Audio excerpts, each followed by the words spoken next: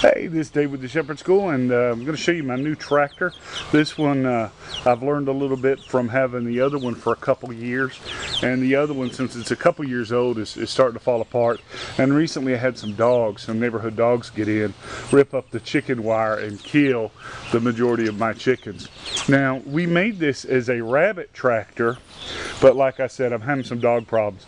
These 3 chickens are all that's left out of the 15 that I bought at the beginning of the season, so I'm quite upset with that. But let's talk about the differences between this one and the other one, and kind of why we did it this way. So we wanted to stay within a budget, and this one was about $100 worth of materials, and I bought everything new except for the tarp, right? Zip ties, screws, everything I bought new. If you can scrounge, you'd probably get this a lot cheaper.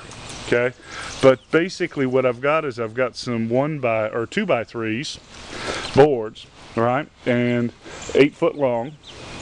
And what I did was I cut out 3 boards, 2 foot, actually 3 foot long, right, and put one here, put one about 6 foot down, and then put one down at the other end.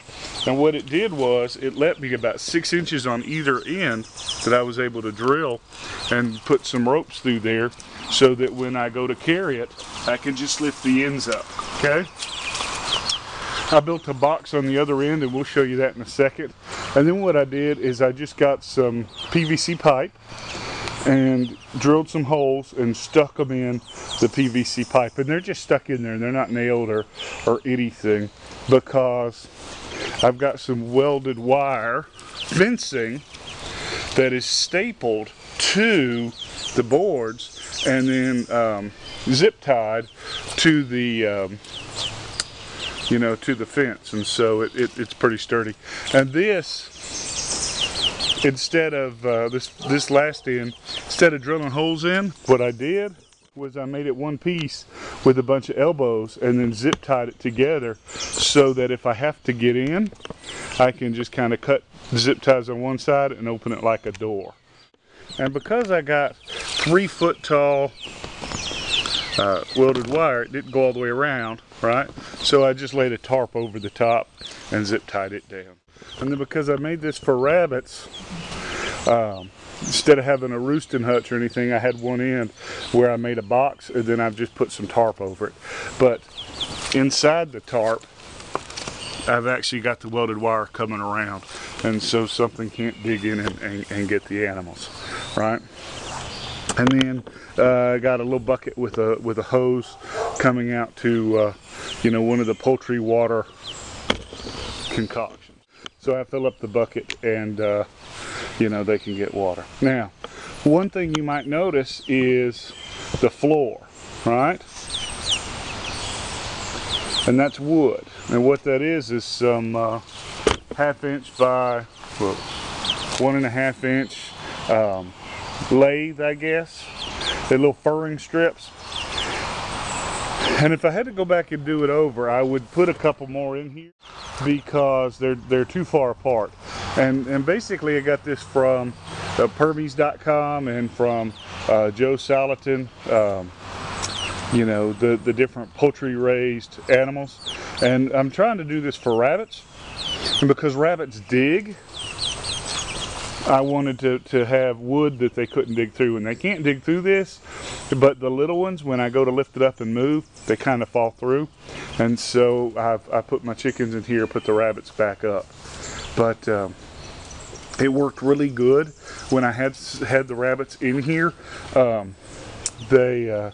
They kind of bred on demand, or on their own terms, rather than me having to put them together, and their survival rate was a lot higher than they are normally in the cage.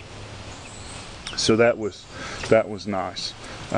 Now, when I did this, my dad was kind of saying, what about worms, because rabbits are prone to worms. But the way that I was told to deal with that is you move it and you don't put them back on any particular spot for at least a year, and that way, you know, their worms pass through the system and they die out without getting back inside the host or inside the rabbit. And so you have to move this a lot more than you do with chickens. But, you know, like I said, they get to get out on the ground and have their feet on ground rather than their feet on wire, and they get to have more space, and I like that and they like that. But unfortunately, you know, needs of these chickens kind of outweighed that, and so until I deal with the animal problem, this isn't a rabbit tractor anymore, it's a chicken tractor. And I will tell you, I did think about putting them together. Some of the permaculture websites I've seen talk about that, and they work really well together because the chicken waste is hot and the rabbit waste is cold, but it's kind of solid. And when the chicken's pecking, they kind of work the rabbit manure into the ground better,